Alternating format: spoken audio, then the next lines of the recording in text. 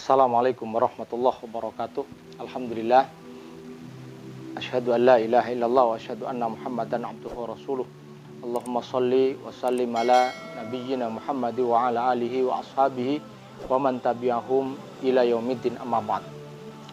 Kultum yang akan kita sampaikan pada kali ini adalah 9 adab orang berhutang dan bahayanya orang yang menunda-nunda pelunasan hutang padahal dia mampu.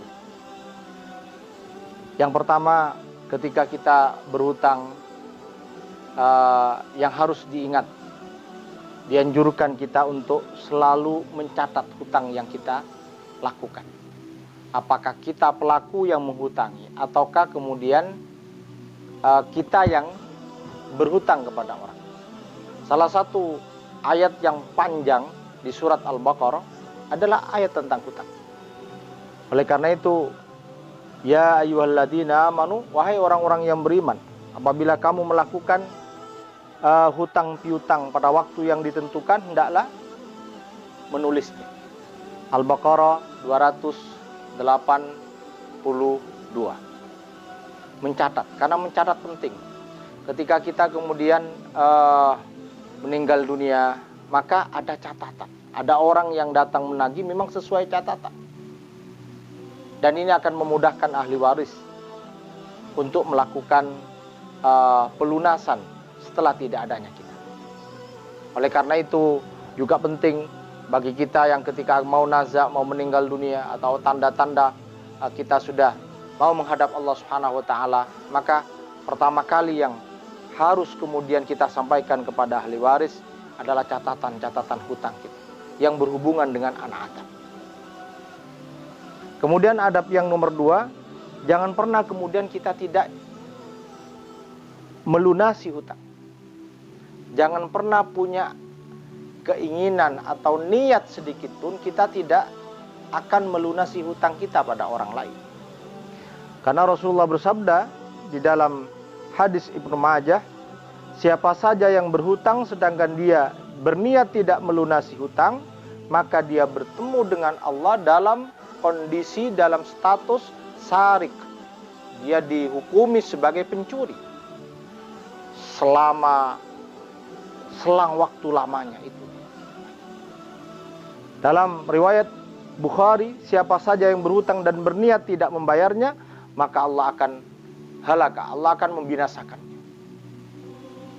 Dan ini peringatan keras bagi kita atau orang lain yang sengaja tidak berniat melunasi hutang.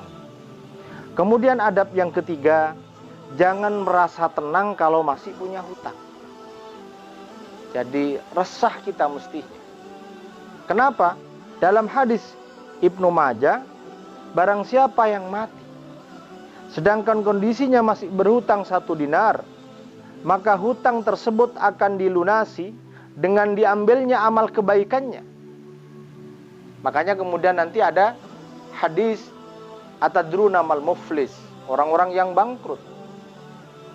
Sehingga ini yang kemudian bagi orang beriman, hubungan atau hak anak Adam itu harus kemudian diperhatikan setelah kita menyelesaikan hubungan kita dengan baik kepada Allah Subhanahu wa taala.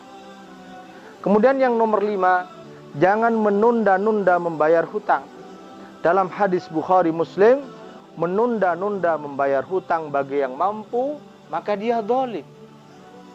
Orang sudah punya uang, kemudian dia tunda-tunda untuk makan, untuk buat modal, untuk beli motor, padahal dia punya hutang. Maka dia zalim. Dan tiap kedoliman itu dibayar dengan kebaikan-kebaikan kita.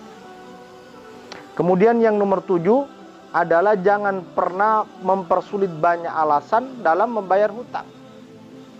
Di dalam hadis Ahmad, Allah Azza wa Jalla akan memasukkan ke dalam surga orang yang mudah ketika membeli, orang yang mudah ketika menjual, orang yang mudah ketika melunasi hutang. Jadi Allah memberikan poin. Jadi Allah Subhanahu wa taala akan memasukkan ke dalam surga ketika orang itu mudah ketika membeli. Sudah orang lewat di depan rumah kita buat sepeda ontel, tukang sayur. Sayurnya harganya Rp1.000, Rp2.000, Rp3.000, ditawar sampai 1 jam, kasihan. Kalau perlu dilebihkanlah ya, untuk sedekah kita kepada tukang sayur itu. Kita doakan semoga nanti yang sepeda ontel kemudian bisa pakai sepeda motor tukang sayur.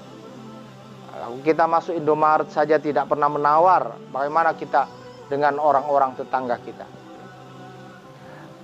Dan orang yang mudah di dalam kemudian membeli, terutama di dalam melunasi hutangnya. Kemudian yang nomor 8, jangan pernah meremehkan hutang walaupun sedikit. Nafsul mu'min mu'allaqatun bidainihi hatta yubdu'an. Riwayat Ahmad dan At-Tirmidzi. Jadi ruhnya orang mukmin itu terkatung-katung sampai dilunasi. Terkatung-katung ada 2 penafsiran.